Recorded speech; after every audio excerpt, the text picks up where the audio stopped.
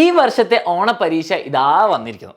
ഇനി ആദ്യം വർഷം തുടങ്ങിയപ്പോൾ എല്ലാവരും വിചാരിച്ചു ഞാൻ ഫുൾ A+ ഒക്കെ മേടിക്കും, ഈ വർഷം ഞാൻ അടിപൊളിയാണ്, I M A good boy, I M A good girl, ഞാൻ നന്നായിട്ട് പഠിക്കുന്നൊക്കെ വിചാരിച്ചിട്ടുണ്ടാവും.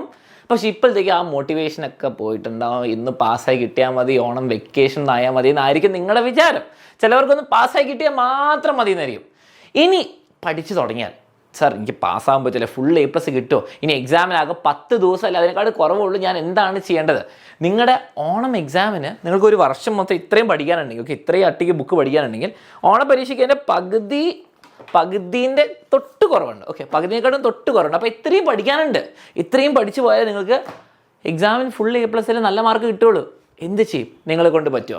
അപ്പോൾ നിങ്ങൾക്ക് ഇപ്പോൾ ഉള്ള ടെൻഷനാണെങ്കിൽ ടെൻഷൻ, നിങ്ങൾക്ക് പഠിക്കുമ്പോൾ ബോറടിയാണെങ്കിൽ ബോറടി, നിങ്ങൾക്ക് പഠിക്കുമ്പോൾ മനസ്സിലാവുന്നില്ലെങ്കിൽ മനസ്സിലാവുന്നില്ല, അതെന്താണോ കൺസേൺ ഇപ്പം തന്നെ കമൻസിലിടാം. കാരണം ഞാൻ ഇതിൽ കൂടെ പോയിട്ടാണ്, ഞാനും പരീക്ഷ എഴുതിയിട്ടുണ്ട് മക്കളെ. ഈ ലോകത്തുള്ള എല്ലാവരും തന്നെ ഏകദേശം പരീക്ഷ എഴുതി ബുദ്ധിമുട്ടിയിട്ടുണ്ട്. അപ്പോൾ ഇപ്പം തന്നെ അത് കമൻസിൽ അറിയിക്കാം. അപ്പോൾ അടുത്ത വീഡിയോ അതിനെ അഡ്രസ്സ് ചെയ്തിട്ടായിരിക്കും. ഓക്കെ, അപ്പോൾ നമുക്ക് ഓരോ ക്വസ്റ്റ്യൻ ഞാൻ ആൻസർ തരാം പഠിപ്പിക്കുന്ന പോലെ. എന്നെക്കൊണ്ട് പറ്റുമോ?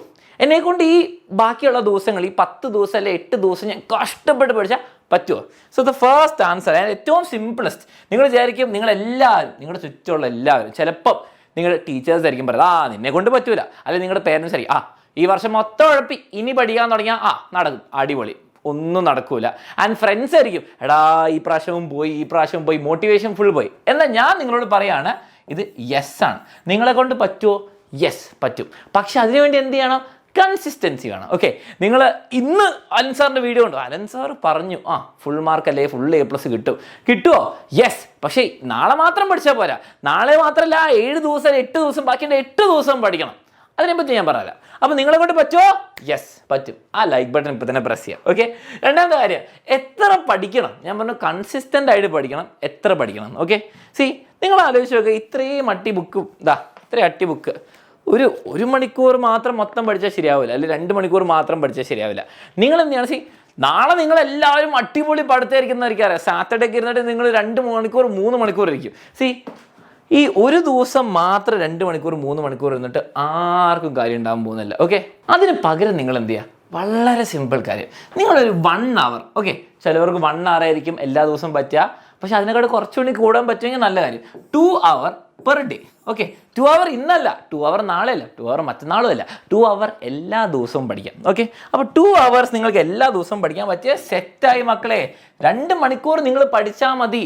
നിങ്ങൾ രാവിലെ 6 മണി മുതൽ 8 മണി വരെ പഠിച്ചു, സ്കൂൾ കഴിഞ്ഞ് വന്നിട്ട് 4 മുതൽ 10 മണി വേണ്ട. 2 മണിക്കൂർ ഡെയിലി നിങ്ങൾ എഫേർട്ട് ഇട്ടാൽ ധാരാളം.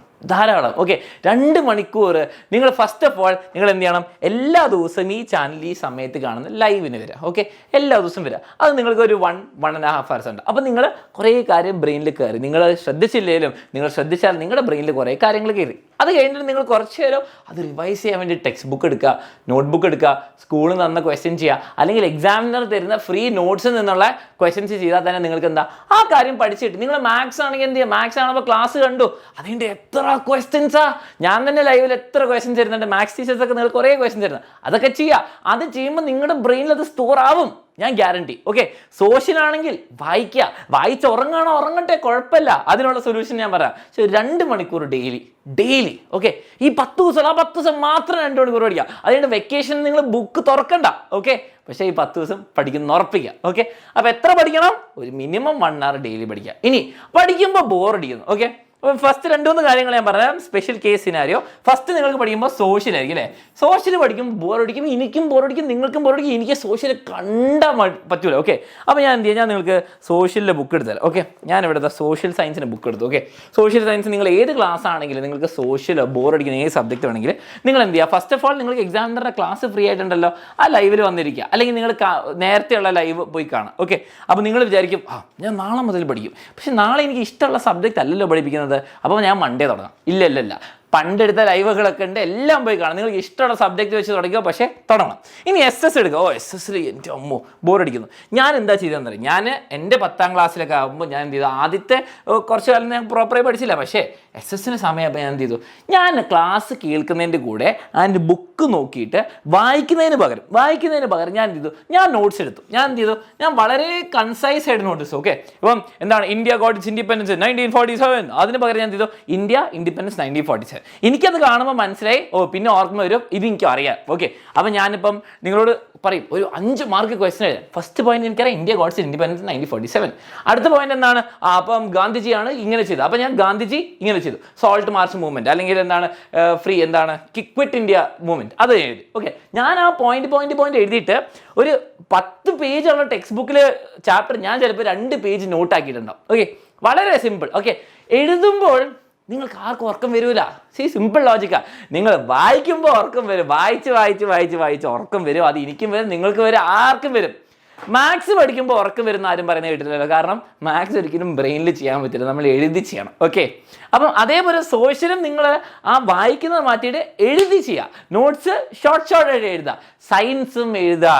നിങ്ങൾക്കിപ്പോൾ ബയോളജി, മാർഷനോട് പറയുന്നത് എനിക്ക് ബയോളജി കുറച്ച് ബോറിംഗ് ആയിട്ട് തോന്നും. ഓക്കെ, പ്ലാന്റിൽ മറ്റേത് കയറും ഇത് കയറും, പക്ഷെ ഭയങ്കര ഇൻട്രസ്റ്റിംഗ് ആണ്. അപ്പോൾ ഞാൻ എന്ത് ചെയ്യും, ബയോളജി ക്ലാസ് എടുക്കുമ്പോൾ ഞാൻ എന്ത് ചെയ്യും, നോട്ട്സ് എടുക്കും. പക്ഷെ നോട്ട്സ് ഇങ്ങനെ ഭയങ്കര വലുതായിട്ടുണ്ടെന്നാ എനിക്ക് മനസ്സിലാവണം. ഞാൻ എന്ത് ചെയ്യും, എന്താണ് ലീഫിൽ എന്താ സംഭവിക്കുക, ഫോട്ടോസിന്തസിസ് ഇത്രേ ഉള്ളൂ.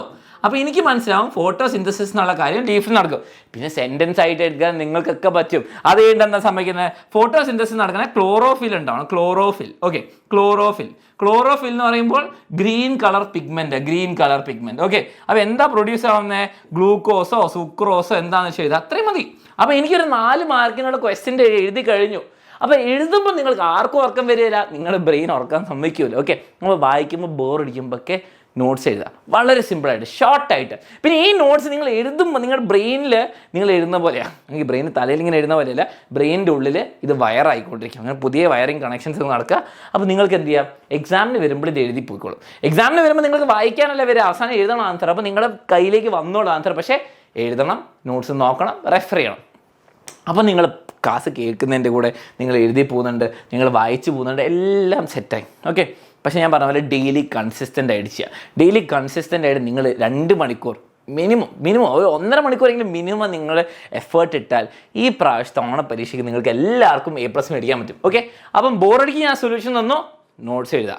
എത്ര നേരം പഠിക്കണം, നാളെ 10 മണിക്കൂറല്ല, എല്ലാ ദിവസവും 2 മണിക്കൂർ, നിങ്ങൾക്ക് ഈസി ആണെന്ന് തോന്നുന്ന ചാപ്റ്റർ വെച്ച് തുടങ്ങുക. ഓക്കെ, ടഫായിട്ടുള്ള വെച്ച് ഈസി ആയിട്ടുള്ള വെച്ച് തുടങ്ങുക. കുറച്ച് കഴിയുമ്പോൾ നമുക്ക് ടഫ് ചെയ്യാം. ഓക്കെ, ഇനി എല്ലാ ദിവസവും എത്ര മണിക്ക് വരണം, എല്ലാ ദിവസവും നിങ്ങൾക്ക് എക്സാമിനർ ഫ്രീ ആയിട്ട് ലൈവ് നടത്തുന്നുണ്ട് ഈ സമയത്ത്. ഓക്കെ, ഈ സമയത്ത് നിങ്ങൾ എല്ലാവരും ലൈവിൽ വരിക, ഫ്രീ ക്ലാസ് ഞങ്ങളുണ്ട് കൂടെ. ഓക്കെ, ഇനി എല്ലാ ദിവസവും ലൈവിൻ്റെ കൂടെ നിങ്ങൾക്ക് എക്സാമിനറുടെ ബാഗൊക്കെ ഗിഫ്റ്റ് കിട്ടുന്നുണ്ട്. ഇത് ഒരാൾക്ക് മാത്രമല്ല 10 ആൾക്കാർക്ക് കിട്ടുന്നുണ്ട്. അപ്പോൾ നിങ്ങൾ ഷെയർ ചെയ്യുക, കമൻറ്റ് ചെയ്യുക. ഒരു ക്വസ്റ്റ്യൻ എപ്പോഴും വരും, അപ്പോൾ ഒരു ചാലഞ്ചായിട്ട് എടുക്കുക, നിങ്ങൾ കമൻറ്റ് ചെയ്യുക. എന്നിട്ട് ഇന്നേ വരെ നിങ്ങൾ ഡൗട്ട് ചെയ്ത് നിങ്ങളുടെ പേരൻസ് ആയിക്കോട്ടെ, ഫ്രണ്ട്സ് ആയിക്കോട്ടെ, ടീച്ചേഴ്സ് ആയിക്കോട്ടെ, കസിൻസ് ആയിക്കോട്ടെ, ഫാമിലി ആയിക്കോട്ടെ, അവരോട് പ്രൂവ് ചെയ്ത് കാണിച്ചു കൊടുക്കുക നിങ്ങൾ ട്രൈ ചെയ്ത് നിങ്ങളെ കൊണ്ട് പറ്റുന്ന.